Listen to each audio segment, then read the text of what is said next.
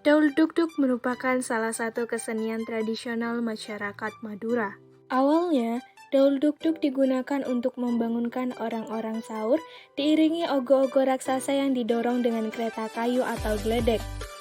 As time goes by, this tradition is no longer found, because the young people who used to do it went overseas, while the next generation did not pass it on.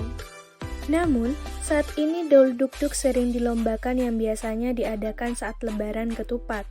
Dukungan penuh dari pemerintah Madura membuat para peserta dari berbagai grup uldaul semakin semangat untuk memeriahkannya. Since 2 years ago, the uldaul race event has been eliminated because Madura is still hit by a virus COVID-19 pandemic.